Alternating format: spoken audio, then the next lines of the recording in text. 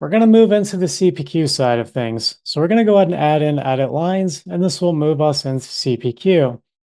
Things will get a little bit different at this point, but no worry there. Again, we have things pre-built to make this very easy and simple for you. So as we're going through this again too, as you can see, while I'm building my tests, I'm actually seeing it execute in live time. And we're knowing that everything we're building is working. Comparatively, if I use a record and playback or something like Java and Selenium, I don't necessarily know if anything's working until I stop and I play the test back, and in which case I could find that there are some problems in my tests.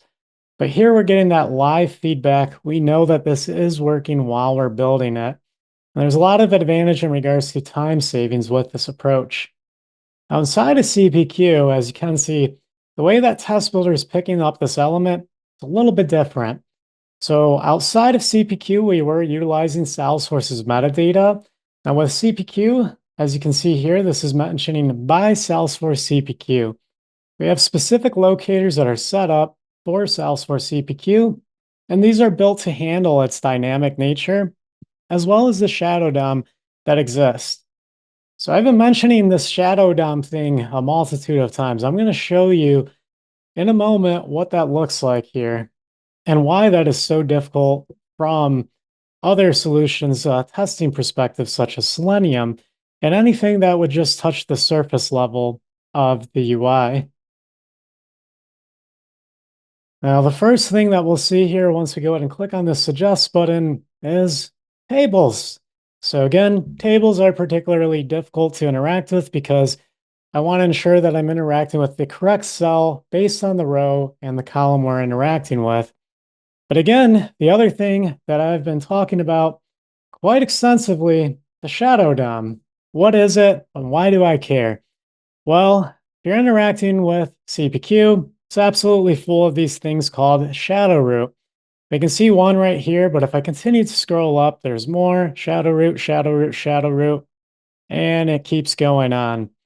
And so if we're interacting with this and we're creating our own locators, we have to specify out all these shadow root layers just to get to this one element. And if anything moves, anything changes, well, it's broke. You now have to go back, fix that locator. And first and foremost, it's already really difficult to get to these locators and map them out. So we're going to go ahead and start interacting with these elements. Now, I'm going to go ahead and map a checkbox here. Provar is going to go ahead and pre-build this out as a table here for me. We can see it's going to map a new table here directly. It's going to go ahead and map in this checkbox field, and I'll go ahead and select the add and do.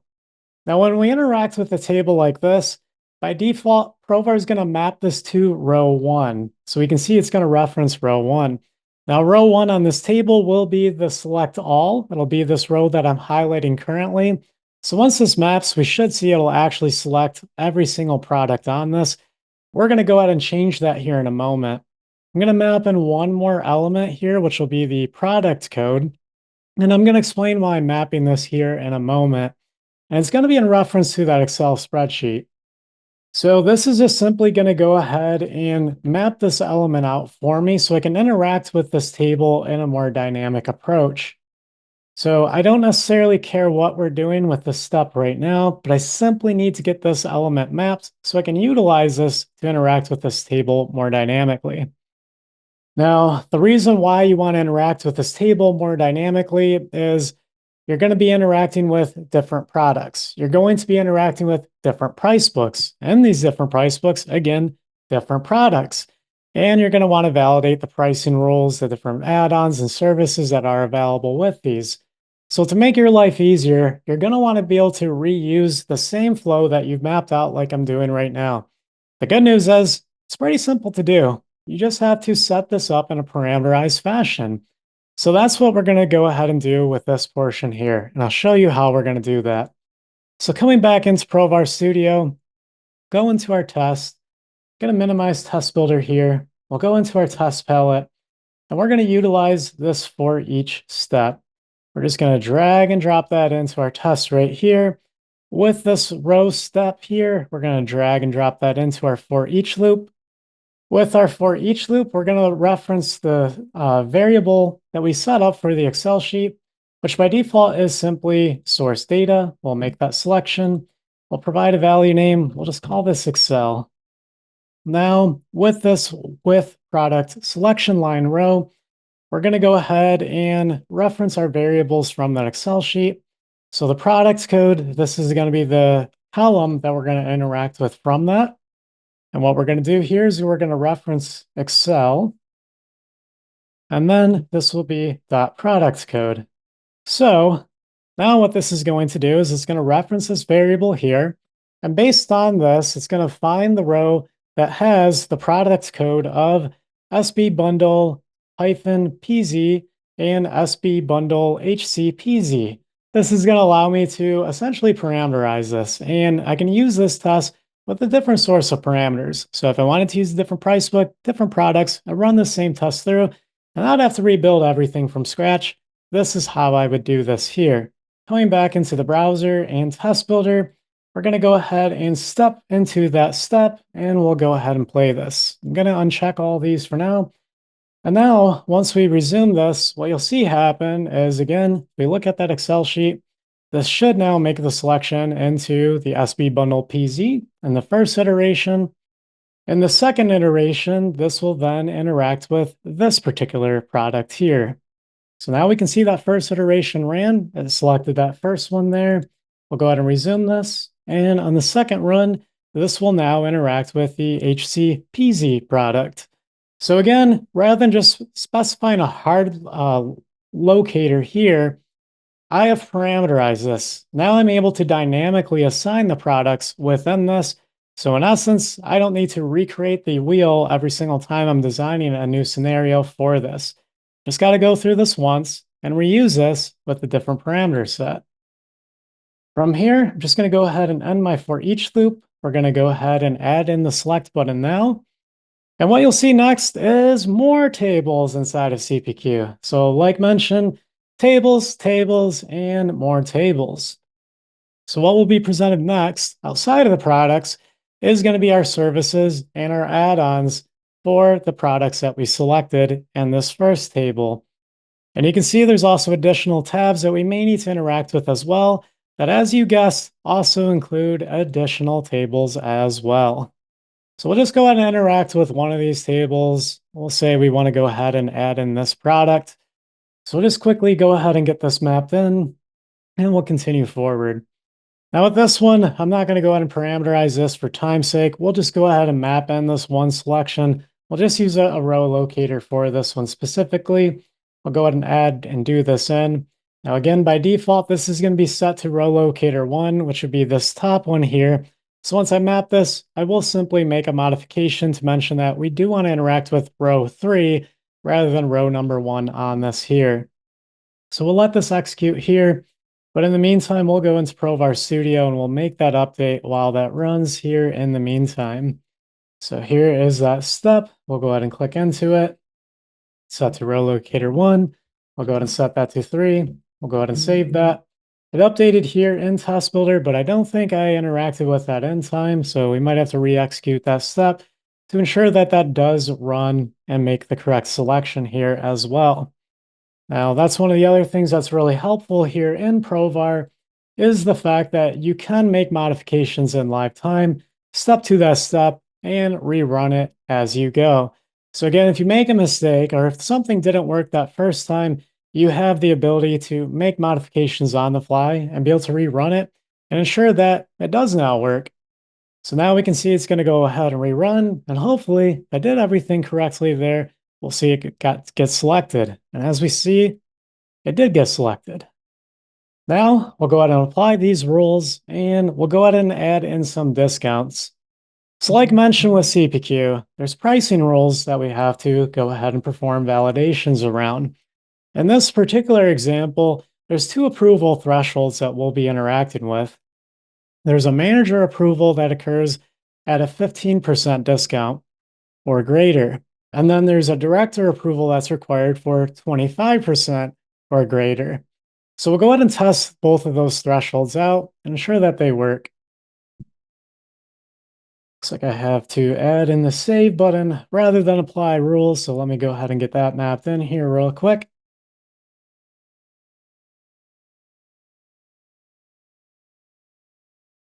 So again, that apply rules button, I'd probably go ahead and remove that since I didn't need that, but for time's sake, we're just going to go ahead and keep this moving forward at this time. Now we'll go ahead and apply our discounts. The first threshold again will be 15%, so we'll go ahead and map that in. Right now we can see there are no approvals required at this time. So we'll just go ahead and quickly add in that 15% discount here. Go ahead and map that, add that in. And then from here, we'll click on the calculate button, which will then go ahead and apply that discount. And in which case we should see that that approval will then populate on a multitude of these rows here. Now, for this point, I'm not going to parameterize this, again, just due to time.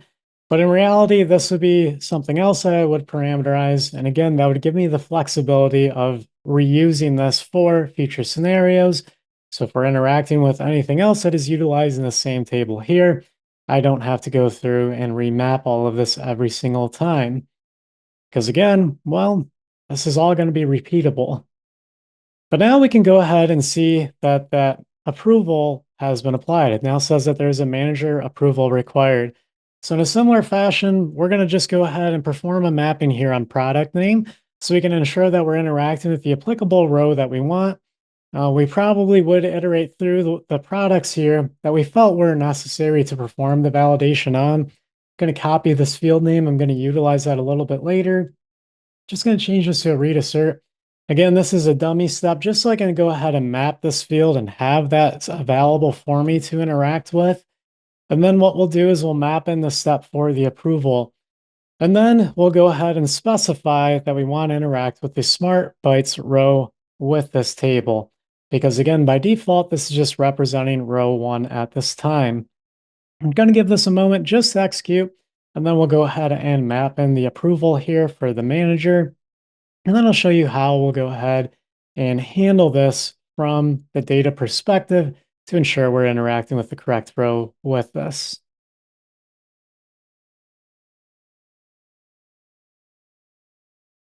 All right, that finished executing. So similar thing here. This one we do actually want to perform this assertion on, but for the initial mapping, just to go ahead and keep things running, I'm just going to go ahead and do an extraction and not actually assert it. But then I will go ahead and add the actual assertion on this. So we'll go ahead and add that in. While that's running, I'm going to come over here into Provar. We're going to make the necessary modifications with this.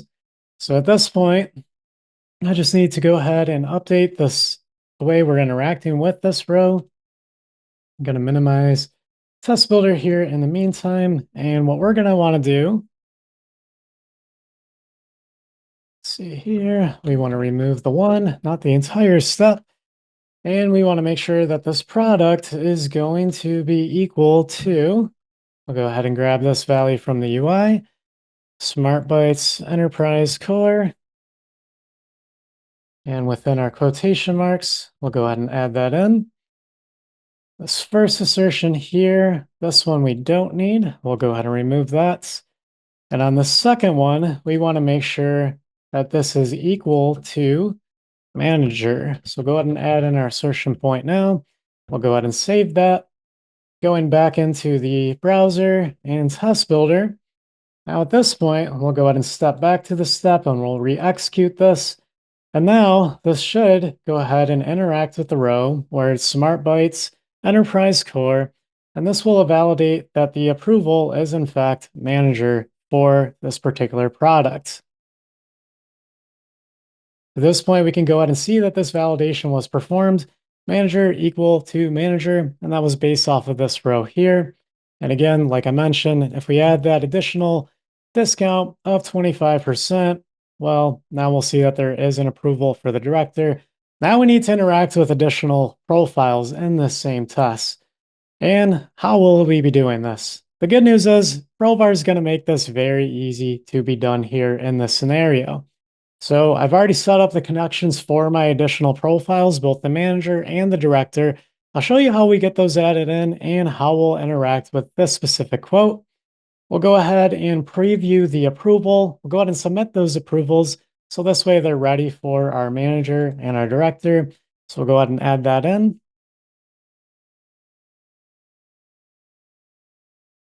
And at this point, this will go ahead and show who's responsible. It'll be Martin Manager and Dolph Director. It looks like Dolph Lundgren to me. So we have Ivan Drago here from Rocky 4 performing our approval for us. Go ahead and map that. And at this point, we are now ready to go ahead and bring in our additional users into this test to have them perform their approvals on this quote. So due to time, I'm just going to go ahead and do this with the manager. But again, all we would have to do for the additional user for Dolph is do the exact same thing that I'm going to showcase here to you for the manager. Now in related, we can see in our approvals here for the manager and director, this is now being assigned to them to go ahead and handle that.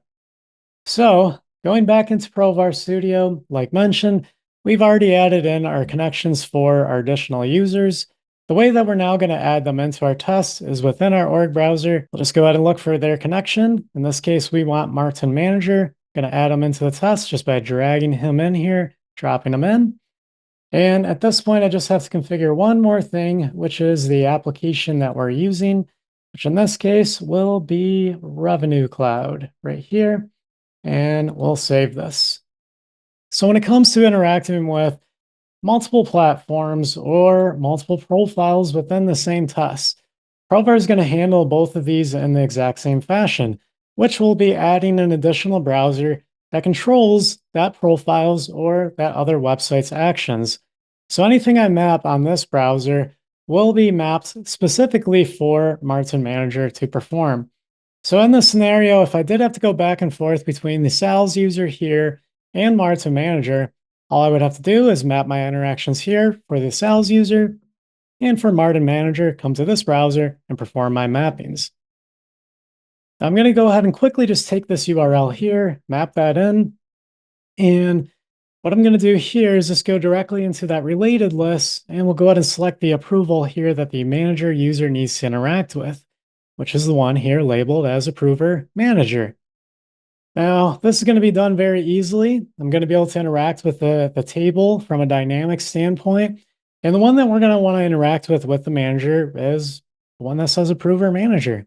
So Provar is going to make this very easy. So our tables here for Salesforce are going to be pre-mapped, making it very simple in regards to these types of interactions, easier than what we saw for the CPQ side of it.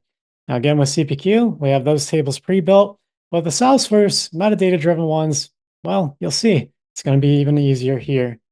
So I'll be able to provide my row locators or qualifiers directly through Test Builder, allowing me to map this out that much quicker and easier.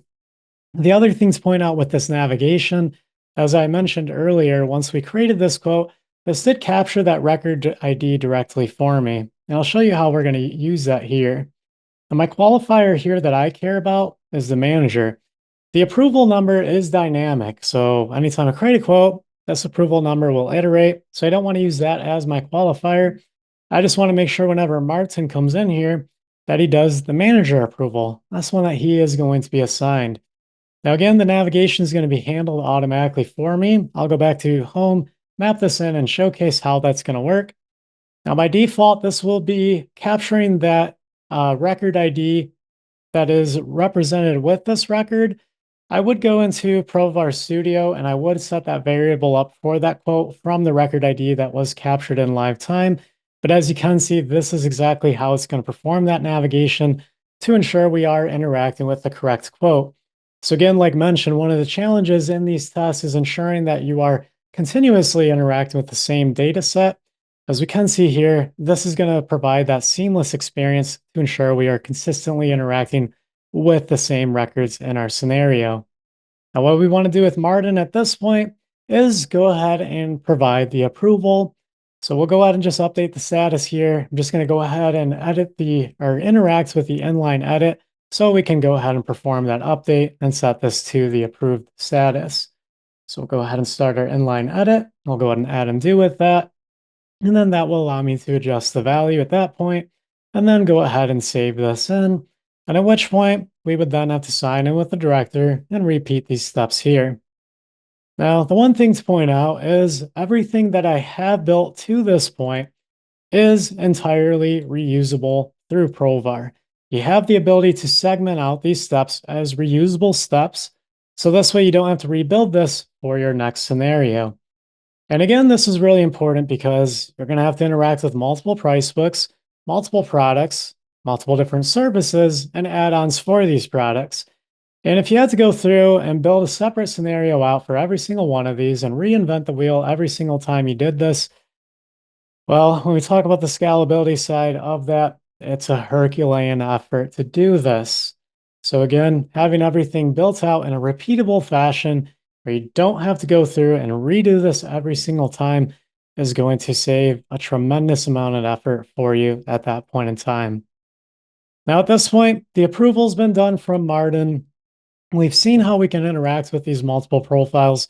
The steps that we would proceed from here is we would go ahead and generate the document, send that out to our customer. Hopefully they sign it, return it back to us. We would then go ahead and create the order, create the contract, and then go into the billing and hopefully go ahead and receive the money from our prospect and have a customer at this time.